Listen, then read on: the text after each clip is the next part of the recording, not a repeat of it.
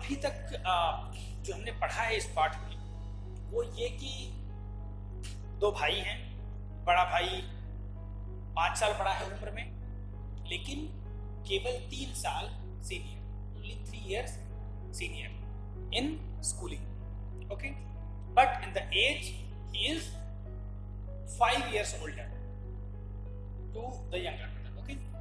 और क्या, is very studious, बहुत पढ़ाई लिखाई करते हैं, है ना। So many type of things used to write in his notebook.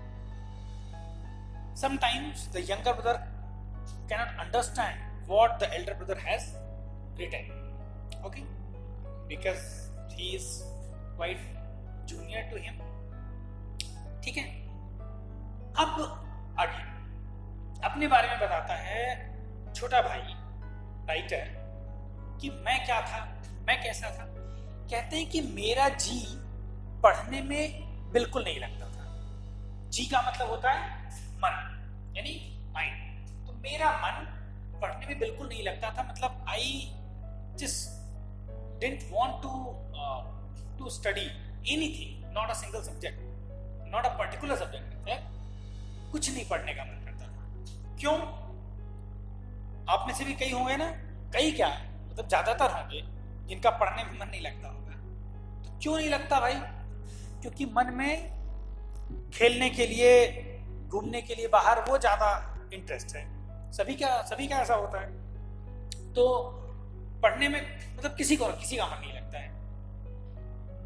एक बार तो ऐसा एक जोक मैंने पढ़ा कि एक बार एक बकरी थी, उसको काटने के लिए लोग ले जा रहे थे, तो जोर जोर से चिल्ला रही थी।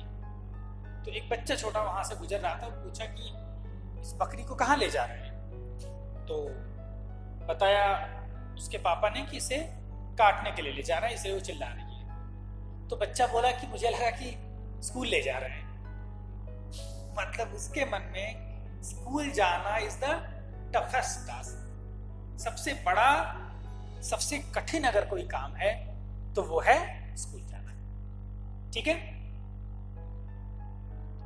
राइटर के साथ भी यही था, पढ़ने में मन नहीं लगता था। 1 घंटा भी किताब लेकर बैठना पहाड़ था। पहाड़ मतलब माउंटेन, माउंटेन कहने का मतलब पहाड़ मतलब क्या, बहुत बड़ा। यानी अगर 1 घंटा भी मुझसे कह दिया जाता बुक लेकर स्टडी करने के लिए बैठना, means not only keeping the book in hand and just setting down, no, किताब लेकर बैठना मीन्स स्टडी करना, वो मेरे लिए पहाड़ था, यानी बहुत बड़ी बात थी। मौका पाते ही, जैसे ही मौका माने चांस, जैसे ही मुझे चांस मिलता मैं क्या करता, मौका पाते ही हॉस्टल से निकलकर मैदान में आ जाता।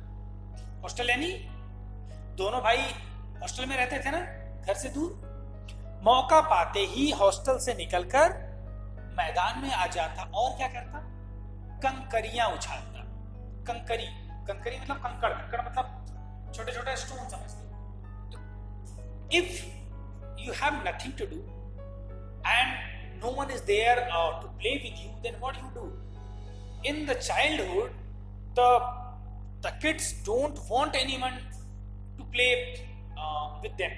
In fact, if I want to say that if there is no one, if no one is there, if not a single friend is there, then also what they can easily play with themselves, means they can play like they will do anything, like they will jump from some wall to some other place, they will play with sand, they will play with the dust, and they will play with the paper, some cutting and just making some rocket and all, means they can play if they are alone also.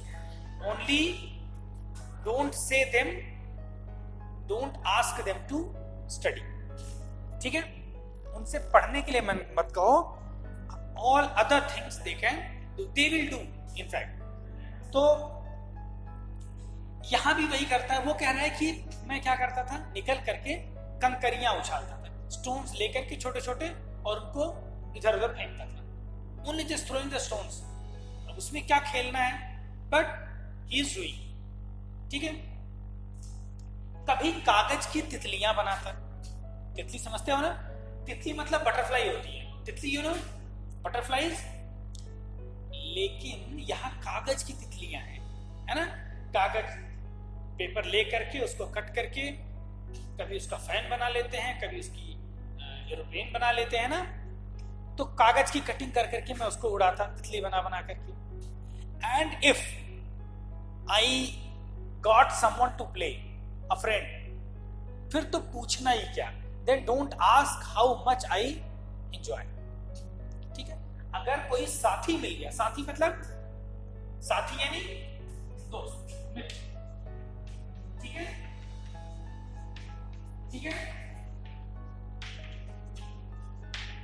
तो अगर कोई दोस्त मिल गया तब तो बात ही क्या, तब तो मत पूछिए, एक से भले दो। जैसे ही दो हुए एकदम खेलने कूदने की, शरारत करने की हद कर देंगे, है ना।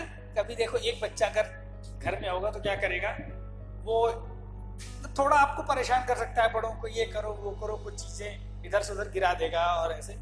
लेकिन अगर वो दो हो गए फिर तो आप मत पूछिए, मार पीट, लड़ना झगड़ना, रोना, चुप कराना, all the things they will do through out the day. पूरा टाइम वो यही करेंगे, है ना। तो आगे लिख रहा है, आगे राइटर कह रहा है, कभी क्या क्या करते, कभी चार दीवारी पर चढ़कर नीचे कूद रहे हैं। कहीं फेंस है, चार दीवारी यानी फेंस, घरों के बाहर दीवार बनाई जाती है, बाउंड्री बनाई जाती है, दैट इज चार दीवारी। तो कभी कोई काम नहीं है तो क्या करते, चार दीवारी पर चढ़ गए और ऊपर से नीचे कूद रहे हैं, फिर ऊपर चढ़ना, फिर नीचे कूद रहे हैं। पता नहीं कौन सा आनंद है उसमें, हमने भी किया है बचपन में। आज लगता है कि कोई आनंद नहीं है, मतलब क्या है ये। But that time we have also done, I think you have also done, some of you, I think you still do. Class 10 is not very senior class. I think you can do right now also. और क्या करते, कभी फाटक पर चढ़कर, फाटक मतलब होता है गेट, ठीक है। कभी क्या करता, गेट पर, जैसे गेट होता है ना, दीवारें हैं, पिलर है, तो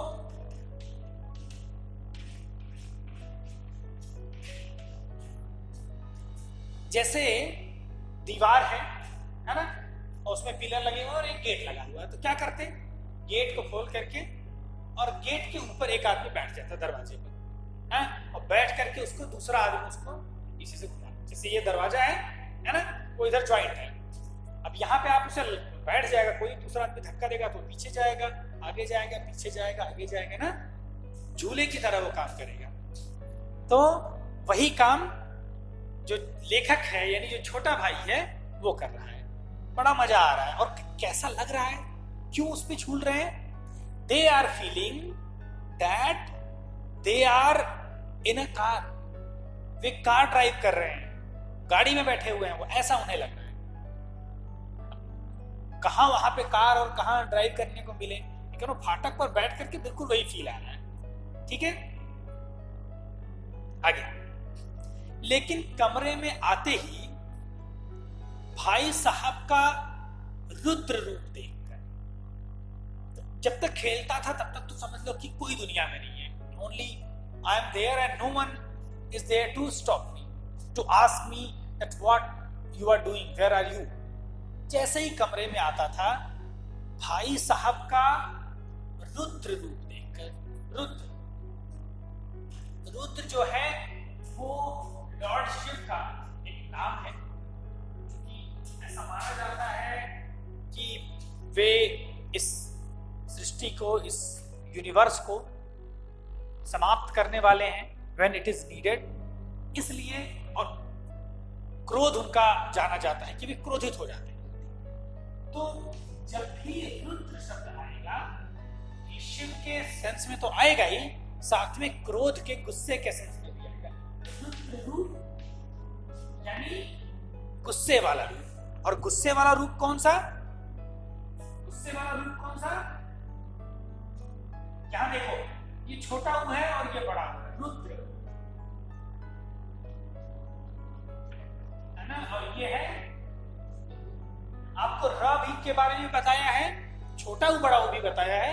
यहां एक ही जगह दोनों चीजें क्लियर हो जा रही कि छोटा ऊ लगेगा तो कैसे लगेगा और बड़ा ऊ लगेगा तो कैसे लगेगा। ठीक है, क्लियर। रुद्र रूप, रुद्र के जैसा रूप यानी क्रोधित, यानी कैसा रूप? रुद्र रूप यानी एंग्री होना, किसी व्यक्ति का एंगर में होना, गुस्से में होना। जब मैं उनका रुद्र रूप देखता, गुस्से में उनको देखता, तो क्या होता? मेरे प्राण सूख जाते। प्राण मतलब आत्मा, सोल। प्राण सूख जाते, मुहावरा है, इडियम है।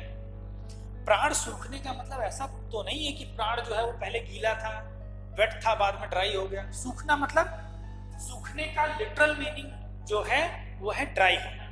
लेकिन प्राण सूख जाना, जान सूख जाना यानी डर जाना। ठीक है, प्राण सूखना यानी डर जाना। जैसे मैं बोलूं कि उस सांप को देख करके तो मेरे प्राण सूख गए, है ना, यानी मैं बहुत ज्यादा डर गया। तो जब मैं घर में आता और भाई साहब को इस तरह से देखता तो उन्हें देख करके मेरे प्राण सूख जाते। ठीक है, ओके। अच्छा, फिर क्या होता? उनका पहला सवाल यही होता।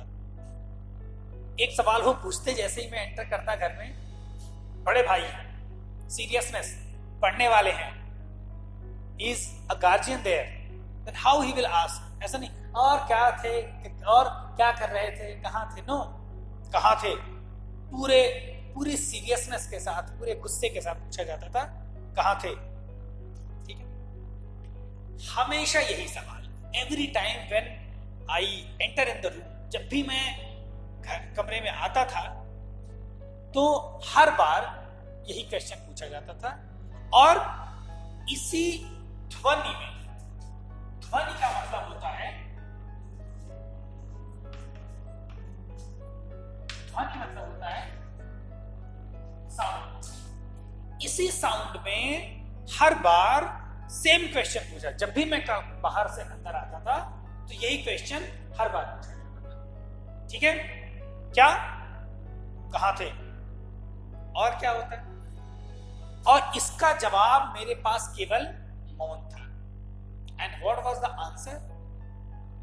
What was the answer?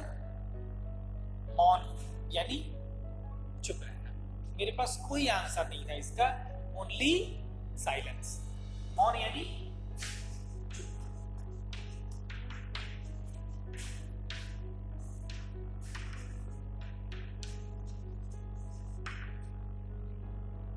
मेरे पास इसका उत्तर था हमेशा मौन, यानी मैं बस चुप रह जाता था, मैं कुछ बोलता नहीं था। और चुप रह जाना मतलब अपनी गलती एक्सेप्ट करना, है ना। चुप रह जाना यानी मान लेना कि ये मिस्टेक मेरी थी। और जब पता चला कि मिस्टेक आपकी थी तो फिर तो आप जान रहे हैं ना भाईजान क्या करेंगे। तो न जाने मेरे मुंह से यह बात क्यों नहीं निकलती थी कि जरा बाहर खेल रहा था। राइटर कह रहा है पता नहीं मेरे मुंह से ये बात क्यों नहीं निकलती थी कि मैं बाहर खेल रहा था। ठीक है, कह ही नहीं पाता था मैं। अगर मैं बोल देता कि I was just playing outside for a moment, I mean for a few minutes, then it is okay. But that time when the elder brother is asking that where were you, then the younger one could not reply. कभी reply नहीं कर पाता था।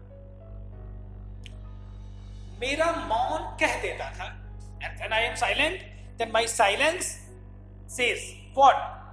That मुझे मेरा अपराध स्वीकार है। एक शब्द आया है अपराध, अपराध यानी क्राइम। तो मेरा साइलेंस ये बात कह देता था कि मुझे अपना क्राइम एक्सेप्ट है, मतलब I accept that I have committed crime. ठीक है, तो अब जब मैंने अपना क्राइम कमिट कर लिया, फिर क्या?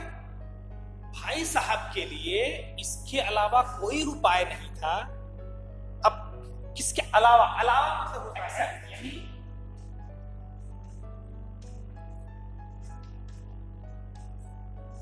को छोड़कर मतलब क्या? जैसे होता है मेरे अलावा सारे बच्चे होमवर्क कर चुके थे, यानी everybody has completed his homework except me, means I did not. Is it clear? तो यहां भी भाई साहब के पास कोई रास्ता नहीं था, कोई इलाज नहीं था, इलाज मेरे treatment, except elder brother has no other way, no treatment except what? कि स्नेह और रोष। तो भाई साहब के पास कोई दूसरा ट्रीटमेंट नहीं था एक्सेप्ट गुस्सा और प्यार, दोनों दिखा करके मेरा सत्कार करते थे। सत्कार करना मतलब सेवा करना, ठीक है? तो भाई साहब वो मेरा वही सत्कार है, मतलब हॉस्पिटैलिटी, अच्छी तरह से ट्रीट करना, ठीक है? तो कैसे वो मुझे ट्रीट करते, कैसे वो मेरा सत्कार करते, कैसे वो मेरी सेवा करते, ये लिखा हुआ कैसे वो करते थे? उनके पास मुझे गुस्से और प्यार से समझाने के अलावा दूसरा कोई चारा नहीं था। Means he has no other way except treating me the words with love and anger, ठीक है? दोनों तरफ, मतलब डांटते भी थे, समझाते भी थे, प्यार भी था और गुस्सा भी था, ठीक है? अब क्या है? अब समझाते थे तो क्या समझाते थे? अब देखिए, एकदम बड़े भाई के शब्दों में क्या क्या कहते थे?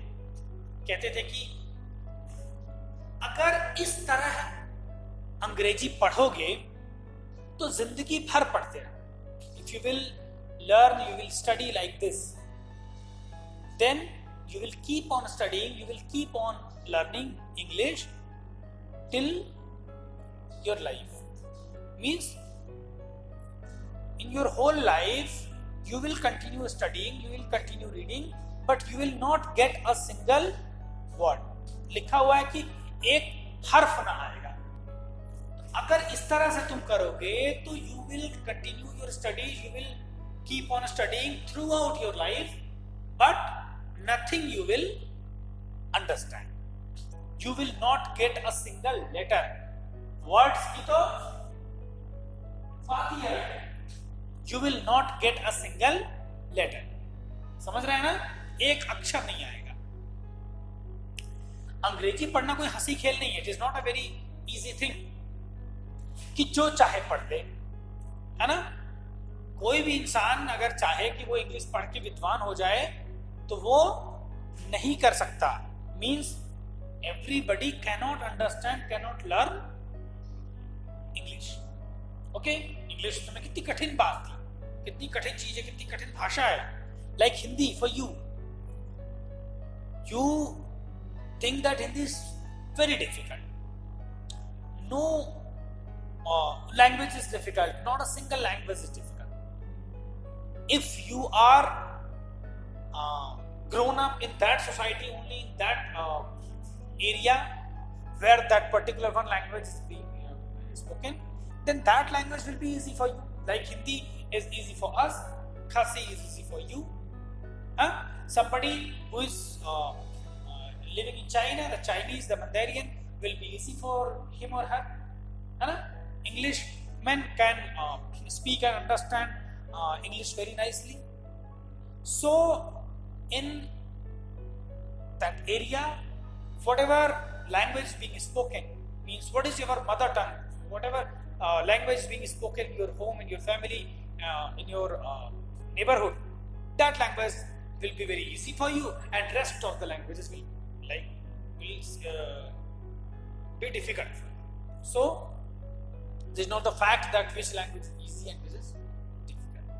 ठीक है, कह रहे हैं कि इंग्लिश पढ़ना इतना इजी भी नहीं है. अगर इतना इजी होता, अगर होता तो क्या, ऐरा गैरा नथु खैरा, है ना, यानी कोई भी इंसान, कोई भी आदमी जो पढ़ा लिखा है, पढ़ा लिखा नहीं, कोई भी इंसान अंग्रेजी पढ़ लेता.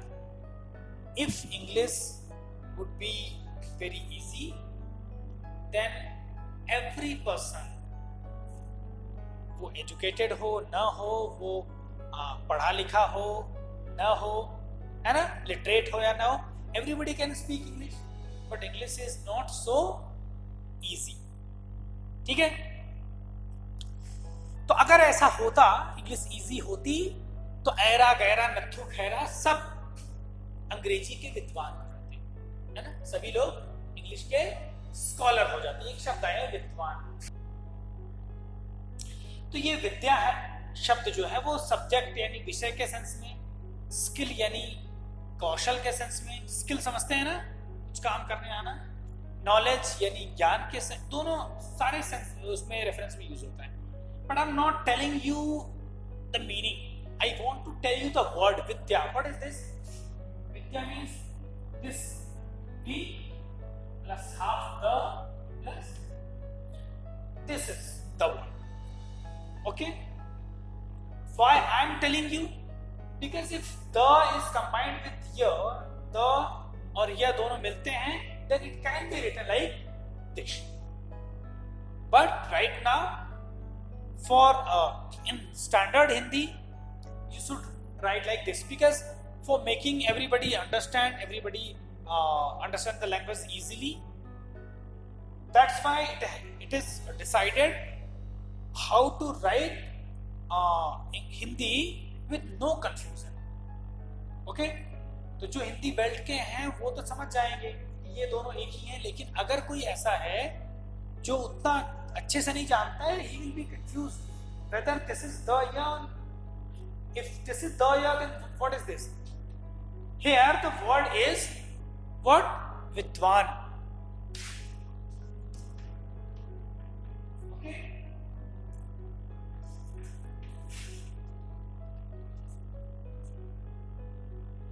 वर्ड इज विद्वान यानी स्कॉलर. क्यों बता रहा हूं मैं? विद्वान में क्या हुआ है? द प्लस व.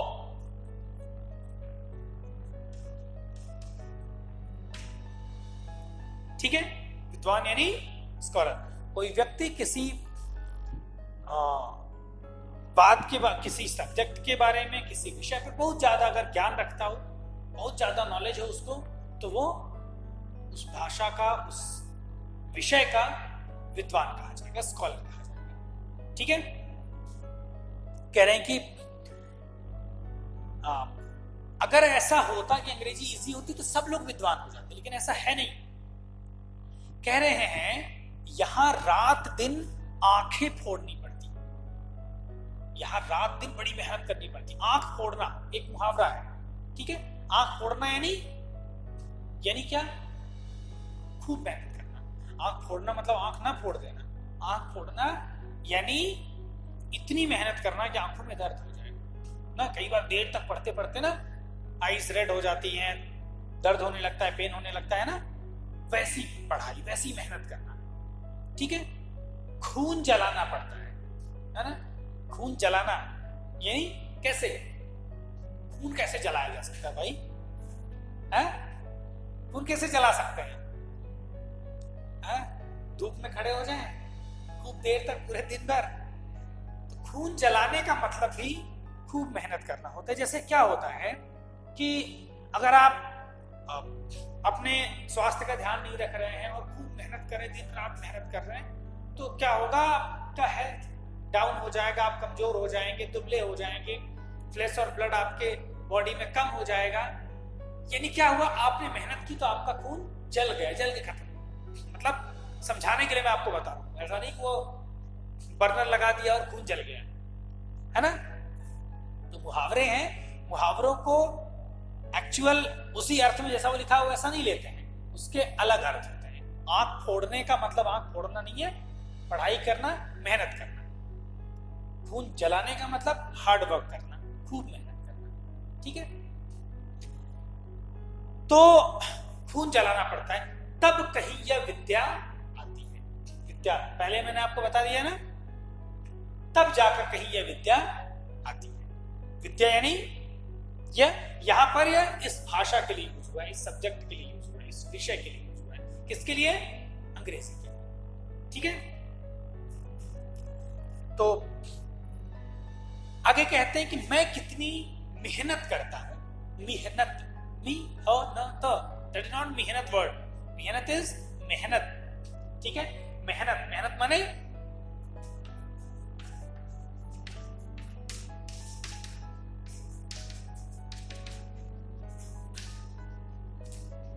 मेहनत मीन्स श्रम, लेबर, ठीक है।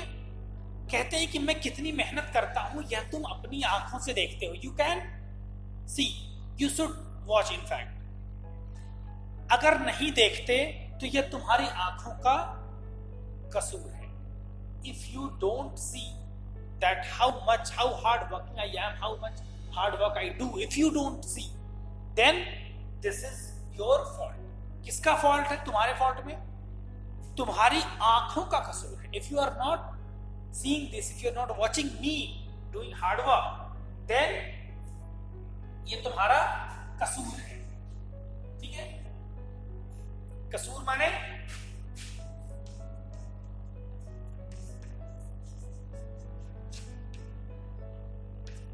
कसूर मीन्स फॉल्ट, या तुम्हारी आंखों का कसूर है। कसूर कुसूर दोनों बोलते हैं। उर्दू में छोटी और छोटा ऊ का कैसे वो गायब हो जाता है, कभी आपको बताएंगे। जैसे कसूर या कुसूर दोनों बोला जाता है। क्यों ऐसा होता है कि वो गायब हो जाता है, इस पर कभी विस्तृत चर्चा होगी। फिलहाल के लिए कसूर यानी फॉल्ट। कभी कुसूर आ जाए तो भी सेम वर्ड है, उसमें परेशान होने की जरूरत नहीं है, ठीक है। तो कह रहे हैं कि तुम्हारी बुद्धि का कसूर है, ठीक है। This is the fault of your eyes. This is the fault of your wisdom. बुद्धि माने intellect, wisdom, mind, दिमाग भी समझ लो। तो this is the fault of your eyes, this is the fault of your mind, your wisdom, ठीक है। Clear है यहां तक? आजकल शॉपिंग मॉल्स हैं, सुपरमार्केट्स हैं, और नॉर्मली मार्केट में भी सारी चीजें मिल जाती हैं। बट पहले ऐसा नहीं था। पहले इतने बाजार नहीं हुआ करते थे, चीजें इतनी आसानी से अवेलेबल नहीं थी। इसके लिए क्या होता था, उस समय क्या किया जाता था कि समय समय पर मेले लगते थे, यानी डिफरेंट टाइप की शॉप्स एक जगह लगती थी, साल में एक बार दो बार। हमारे यहाँ दुर्गा पूजा के टाइम यानी अक्टूबर नवंबर में लगती थी। उसमें आपको हर चीज मिल जाती थी, मतलब डेली यूज से लेकर के, और मतलब कोई भी चीज। अब यहाँ नहीं कि हवाई जहाज खरीद लो उसमें जाके, है ना। हर तरह के खाने पीने की चीजें हैं, आपके हाउस होल्ड की हर चीज मिल जाती थी, झूले वगैरह होते थे ना। इस तरह से मेला लगता था। और जो लोग पूरे साल कहीं बाहर नहीं जा पाते थे, स्पेशली लेडीज, वो भी उस दिन चल करके 2-3 किलोमीटर भी अगर हो तो वे जाते थे, सारी चीजें वहां देखते थे कि ये भी दुनिया में है। वहां से चीजें अपने लिए खरीदते थे और घर वापस आ जाते थे, ठीक है। आजकल तो मेले कम हो गए हैं, जरूरतें लोगों की वैसे ही पूरी हो जा रही हैं। मेला जो है, मेले में क्या लेंगे, जो भी कुछ लेंगे वो ऑनलाइन ऑर्डर कर दीजिए, आपके घर आ जाएगा। मेला आपके घर आ जा रहा है ना। तो बड़े भाई कह रहे हैं कि इतने मेले तमाशे होते, तमाशा मतलब किसी चीज को दिखाना, शो करना, ठीक है। कई बहुत सारे सेंस में यूज किया जाता है। When somebody is showing his or her skill, जैसे कोई सर्कस दिखा रहा है ना। कई बार आप देखेंगे हमारे यहाँ गांवों में एक छोटी टीम होती है 2-3 लोगों की। वो आते हैं, कोई बाजा बजा रहा है, कोई उछल कूद के दिखा रहा है, रिंग अपने इसमें घुमा रहा है, निडिल है, उसको आंख से ऐसे पलक से उठा लेगा, सो many type of things they do. तो वो भी एक तरह का तमाशा होगा। और किस सेंस में यूज करते हैं? जब कोई इंसान सीन क्रिएट, मतलब इंग्लिश में सीन क्रिएट करना कहते हैं, है ना? कहीं क्या हो रहा है कि आप किसी कोई लड़ाई कर रहे, झगड़ा कर रहा है, पब्लिकली कोई कुछ कर रहा है, क्यों यहाँ तमाशा कर रहे हो ना? पब्लिकली क्यों ये चीज सीन क्रिएट कर रहे, क्यों दिखा रहे हैं? तो वो भी तमाशा के सेंस में यूज होता है। अदरवाइज कहीं पे कोई एग्जीबिशन है तो वो भी तमाशा यानी कुछ स्किल दिखाने के सेंस में यूज किया जा सकता है। तो कह रहे हैं कि इतने मेले तमाशे होते हैं, तुमने मुझे कभी देखने जाते देखा है? कभी तुमने देखा है कि मैं जाता हूं? No, I don't. Why I don't go? कह रहे हैं कि और क्या है, रोज ही क्रिकेट, और अभी ये भी बताएंगे कि क्यों नहीं जाता हूं। ठीक है, वो चैप्टर के लास्ट में ये पर्दा खोल देंगे, ये बात रिवील कर देंगे कि व्हाई आई डोंट गो। अभी मैं भी आपको नहीं बताऊंगा। कह रहे हैं कि रोज ही क्रिकेट और हॉकी मैच होते हैं, है ना? रोज खेल होते हैं, क्रिकेट और हॉकी के मैच होते हैं। क्रिकेट और हॉकी समझ रहे हो ना? इसकी मीनिंग बताने की जरूरत नहीं होगी आई थिंक। हाँ, तो क्रिकेट और हॉकी के मैच होते हैं। मैं पास नहीं फटकता। फटकना का मतलब जाना, समझ लो। थोड़े समय के लिए भी मैं नहीं जाता, है ना? तो मेरा इंटरेस्ट है हॉकी और क्रिकेट के मैच में, बट आई डोंट गो। ठीक है, थोड़े समय के लिए भी मैं नहीं जाता। हमेशा पढ़ता रहता हूं, every time, like all the time I keep on reading, keep on studying. उस पर भी एक एक दर्जे में 2-2, 3-3 साल पढ़ा रहता हूं।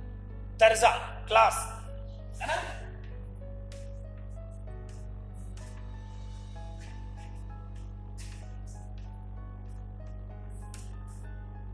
एक एक क्लास में 2-3 इयर्स तक मैं रहता हूं, बेस मजबूत करने के लिए। बताया था आपको इसके पहले ना? तो कह रहे हैं कि फिर भी तुम कैसे आशा करते हो। एक शब्द आया आशा। आशा मैंने,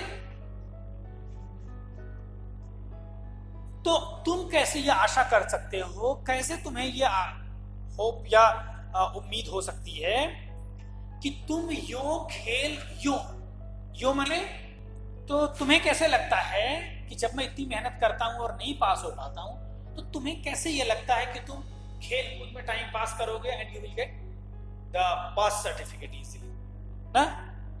कह रहे हैं कि मुझे, और कैसे खेल कूद में समय गंवाना। कह रहे हैं कि मैं 2-3 इयर्स तक एक क्लास में रहता हूं और फिर भी नहीं पास हो पाता हूं इजीली। तुम सोच रहे हो कि you will waste your time in playing and all and you will easily pass the class. No, you can not. और क्या कहते हैं? कह रहे हैं कि मुझे तो 2-3 साल लगते हैं। I take only 2 or 3 years to pass a class. Okay, तुम उम्र भर मतलब फॉर योर होल लाइफ। उम्र मतलब होता है एज, उम्र भर मतलब टिल, पूरा, तक। उम्र जैसे भर जो है वो शब्द कैसे यूज करते हैं? जिंदगी भर, यानी your whole till your life, है ना? इसी तरह से कह रहे उम्र भर, यानी for your whole life you will be in same class. लिखा हुआ है एक ही दर्जे में पड़े सड़ते रहोगे। एक शब्द आया है सड़ना, है ना? सड़ जाना समझते हो, खराब हो जाना। ठीक है, जैसे फ्रूट्स हैं या वेजिटेबल्स हैं, ज्यादा दिन तक रहती हैं तो वो कलर चेंज हो जाता है, उनका स्मेल बैड आने लगती है, वो सड़ जाती है। कोई भी चीज है, खाने पीने की ऐसी चीजें हैं तो खराब हो जाती है ना?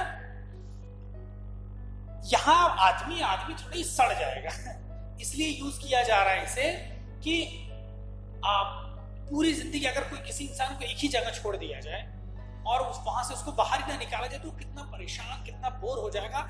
जैसे वो उसके लिए यूज किया हुआ है वर्ड सड़ना। जैसे कैसे यूज करते हैं? जेल में कैदी को किसी कोई क्रिमिनल है उसको जेल में डाला, कहेंगे तुम यही जिंदगी भर सड़ो। वहां वो सड़ेगा नहीं, वहां वो अकेले रह करके पूरी दुनिया से दूर उस अंधेरे कमरे में बैठ करके एकदम परेशान, एकदम बोर हो जाएगा, दुखी हो जाएगा।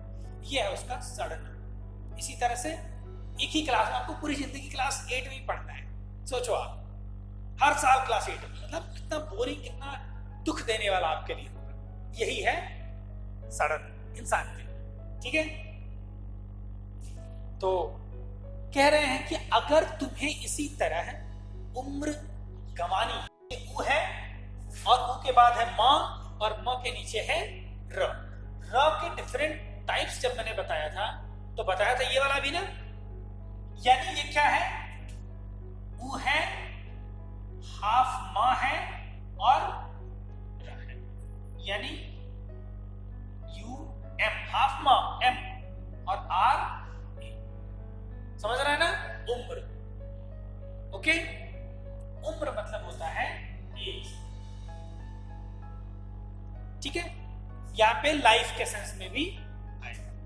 कह रहे हैं कि अगर तुम्हें इसी तरह उम्र गंवानी है, गंवाना मतलब बर्बाद करना, एज बर्बाद करने का मतलब लाइफ बर्बाद करना, टाइम बर्बाद करना। If you want to just waste your time, your life, तो बेहतर है, बेहतर माने बेटर, अगर तुम्हें ऐसा करना है तो बेटर है घर चले जाओ, ठीक है, और मजे से गुल्ली डंडा खेलो, मजे से। और जो एंजॉयमेंट तुम्हें चाहिए वो तुम्हें वहां मिलेगा। क्या करना है वहां जाकर, मजे से गुल्ली डंडा खेलना है। गुल्ली डंडा क्या है, एक तरह का खेल है, वास्तव में सही नाम है इसका गिल्ली डंडा, ठीक है, लेकिन बोलचाल में गुल्ली डंडा कह देते हैं। इसमें एक स्टिक होती है और उसी का एक छोटा पार्ट होता है, अलग से टुकड़ा।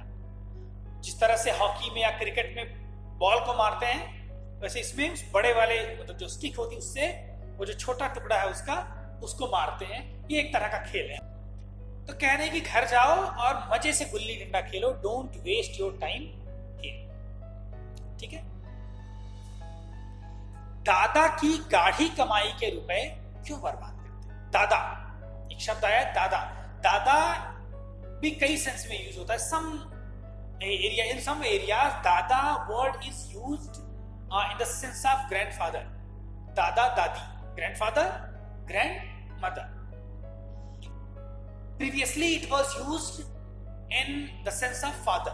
dada मतलब पिता, father, ठीक है। और बंगाल में दादा मतलब बड़ा भाई भी होता है ना, बड़े भाई के सेंस में दादा यूज करते हैं। सौरव दादा मतलब बड़े भाई, ठीक है। तो यहां पर दादा यानी फादर। दादा की गाढ़ी कमाई, एक शब्द है गाढ़ा। गाढ़ा शब्द भी so many meanings it is having. गाढ़ा का मतलब होता है कंसंट्रेटेड, है ना, मतलब ठीक एक सॉल्यूशन है किसी चीज का। वो जैसे मान लो वाटर में शुगर आप मिक्स करते गर्म करके उसे मिला देते, अगर वो एकदम लिक्विड है, एकदम ऐसे गिर रहा है तो वो डाइल्यूट है, मतलब हल्का है। और अगर एकदम वो जेल की तरह हो गया, खूब मोटा हो गया, तो वो थिक कहलाएगा या कहलाएगा कंसंट्रेटेड। तो गाढ़ा का एक सेंस तो ये है, लिक्विड में कोई जैसे शहद है, शहद यानी हनी, हनी इज गाढ़ा, ओके, एंड मिल्क इज पतला, हल्का, है ना, पतला और गाढ़ा, समझ रहे हैं ना। तो गाढ़ा माने थिक, कंसंट्रेट। तो अब यहां पे गाढ़ा का मतलब वो नहीं है, गाढ़ा मतलब मेहनत में। गाढ़ी कमाई माने हार्ड अर्नड मनी, ठीक है।